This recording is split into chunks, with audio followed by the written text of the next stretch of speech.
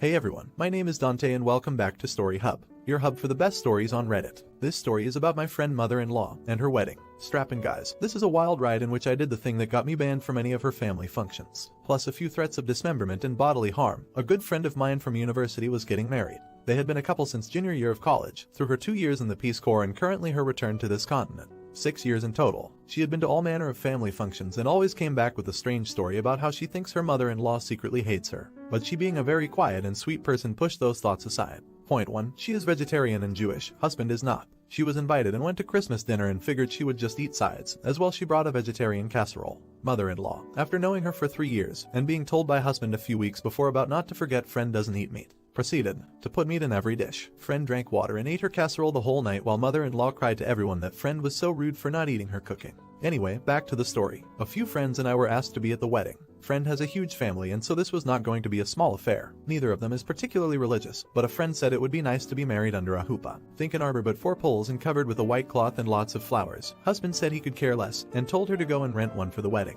I was at the bridal shower when mother-in-law found out the pretty canopy was actually a huppah. She almost lost her shot in front of a bunch of people, but managed to compose herself and laugh angrily that if the Jews were being represented so would the Catholics. In my head I heard a record screech, guys, they aren't Catholic. So after much fighting, a lot of screaming, crying, threatening to pull money, which is funny because she contributed nothing, mother-in-law lost. The boot was firmly placed, and nothing was moving it. Huppah yes, Catholic priest no. Things got stupid quiet. My friend texts me the night before the wedding that she has a bad feeling. I tell her it's probably just nerves. She is getting married and this is a big deal. Oh, how wrong I was. We all show up, get our hair and makeup done, slip into our bridesmaid dresses and hang out waiting for the bride to be finished with her hair. She makes a comment saying she hadn't seen mother-in-law all day and that she skipped her hair and makeup appointment. We all side-eyed each other, took a few sips of wine and hoped the eerie feeling would go away. 30 minutes later, as we are helping the bride into her dress, guess who shows up? If you guessed mother-in-law, you win a cookie. Flushed from coming up the stairs, she is not a light woman, in full hair and makeup ... and a white dress. Not ivory, not cream, full snow fucking white.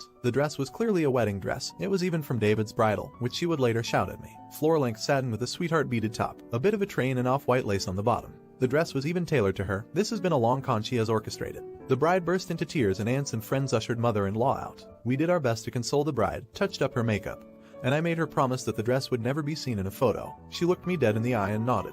The game was on. The venue only supplied white wine and champagne for the wedding party, but I grabbed my purse and ran down into the reception area and managed to flag an attendant by the bar and bribe him with a cool $20 to give me a bottle of red early. I cracked the baby open, filled a solo cup to the brim with it and stalked outside. After a few swigs from the bottle for courage, I went over to where everyone was getting ready to take photos. With one last hard stare at my friend, I got her nod of approval. I pulled out my phone, held it in front of my face like I was reading a text and walked straight into mother-in-law. I poured the entire cup of red wine down the front of her dress, jumped back and gasped. The look on her face was murderous. She screamed, yelled, threatened, and promised she would sue me. People had to hold her back because she wanted to fight me. Eventually she switched from screaming to sobbing and sank to the ground and threw a tantrum on the floor. Everyone moved back and just let her go at it and walked away to go take photos. It was surreal, as if everyone just hit their limit and noped out from around her. Really quick, if you're enjoying the video, don't forget to drop a like. The 12-year-old flower girl whipped out her phone and snapped a few photos much to our amusement. This is already super long, but I will say that mother-in-law went home and changed, only 20 minutes from venue, into a nice dark green,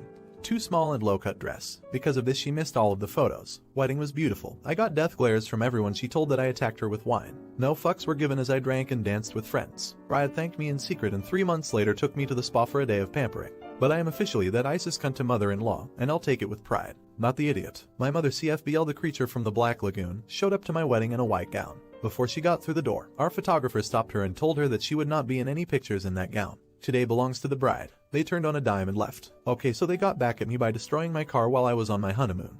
But hey, crazy is as crazy does. Not the idiot. I would have just zonked her out with some drug and put her in the corner for the whole wedding. It would be funny to see how angry she would get when she heard no one minded that she was out of it. Not the idiot. If I were the bride, I'd be damn happy to have you for a friend, and make sure you could come to every damn event I could possibly take you to rub it in that cunt's face. How does the husband feel about his mother's child of a mother? And TAS, someone whose own mother got arrested at my brother's wedding for attempting to beat the shot out of him and chasing him around the church. Made national news and WTF sections, and there is a lot more to the story. I am raising my mug in your name. You are awesome and no dried up twat can change that. I was 12 or 13 at the time and wish I could have done the same to my own mother. Now for the next story. I think this qualifies. I worked at a small shop serving an electrical apprenticeship. Myself and the shop manager had had a few run-ins and I assume he disliked me as much as I disliked him. I had refused to do a job and told him he didn't pay me enough. It was at the stockyards and I was expected to put on a set of waders, crawl down into a raw fat reclamation tank, and replace a submersible pump. Wasn't going to happen. Another time he wanted me to lie to a customer to make an issue they were having sound like it wasn't our fault. I refused and told him if you want to lie about it, he was going to have to drive out to the job site and do it himself.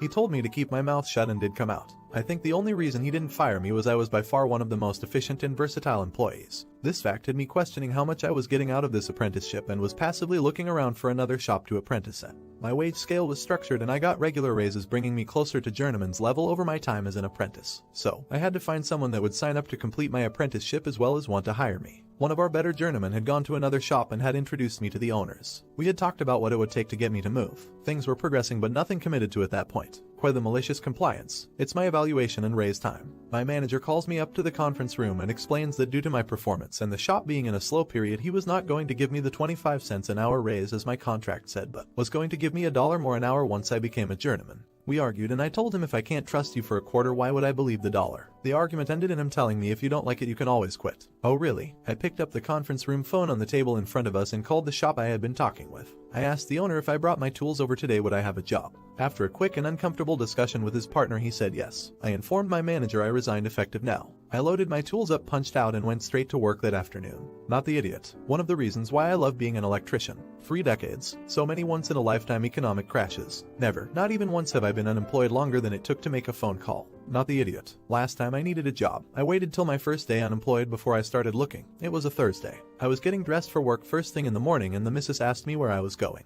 When I told her I was going to get a job, she looked pretty worried. She didn't think getting a job was going to be easy. Not the idiot. All my teachers told me not to be an electrician. Hell, even my parents weren't into it, but stories like these are the reason why I'm so glad I chose what I chose. Enjoy being unemployed, losers. Thank you for watching, and if you enjoyed, don't forget to like and subscribe.